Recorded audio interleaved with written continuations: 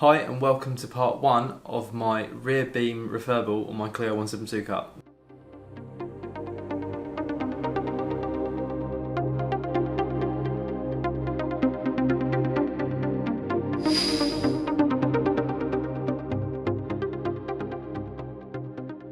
So some of you may or may not have seen in my previous video that I mentioned that I was going to refurb the rear beam of my Clio, or the underside in general, and decided that this format would work better for me because I find it difficult to speak and work on my car at the same time. So I guess the first step was to either take apart the existing rear beam on the car or to source another one. Now what I've chosen to do is to source another because they're relatively cheap, and that enables me to keep driving the car whilst I refurb and build up the parts ready to do the swap.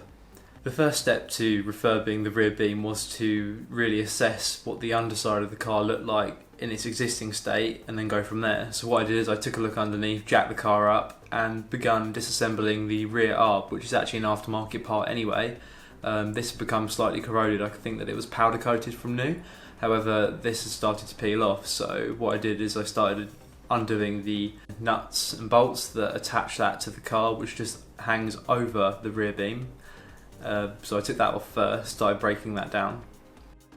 As you can see, a lot of the brackets and the parts on that arb had corroded quite significantly since it'd been on the car. When you see them all new, they're already anodized or coated, I think. They're plated and they're kind of a golden colour, but over time the weather, I think the car had been driven in the winter, the salt and everything on the road had slowly broken that down to the point that they become quite heavily corroded. So what I did is I stripped them down, I removed the bushes from the parts that I could remove the bushes from, and then I prepared them for sandblasting.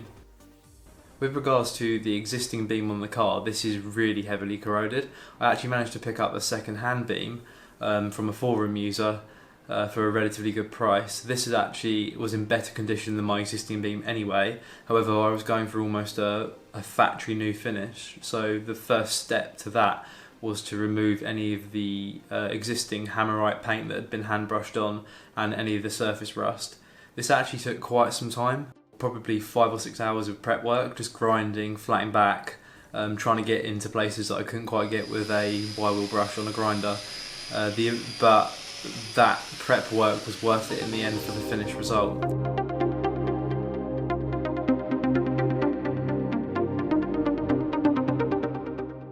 So once it had been stripped back to bare metal where I could get it to bare metal, I began to treat the rust with a zinc primer or pre-gal spray, as you can see here. And I actually picked this up relatively cheaply from I think it's Screwfix, and Toolstation do the same brand of paint. I'd heard good things about it online and from a friend, so I decided to go with that. To let it dry, I left it for 4 hours, it was a hot day, and before you knew it I was using the matte black finish on top of that for the rear beam. This actually came out quite well. It was quite a nice finish. It's probably nearer to factory finish than I dare say a gloss black would have been, which is I was kind of trying to get a powder coated look to the beam, so I decided to buy jet black of the same brand of paint, and once the matte black had dried I went back over the beam again with a jet black, and that's given it a bit more of a gloss, which kind of gives it that powder coated look which I was going for originally. So I was fortunate enough to have access to a sandblaster. The sandblaster isn't particularly big, so it only allowed me to do smaller things like the brackets for the rear arb, some of the stub axles as well that were actually on the second-hand rear beam when I brought it. So I set about taking those apart as well.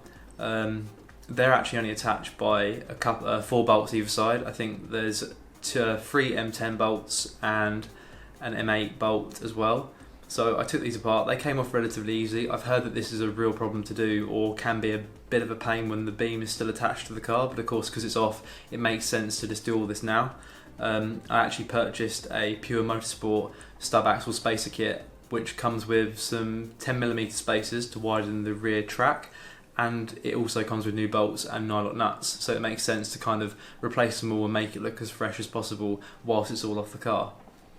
Part of the reason for doing this, of course, is not just to protect the car from corrosion, but also to improve the handling or bring it back to factory standard. So the bushes that are in the car now on the front and the rear are relatively worn.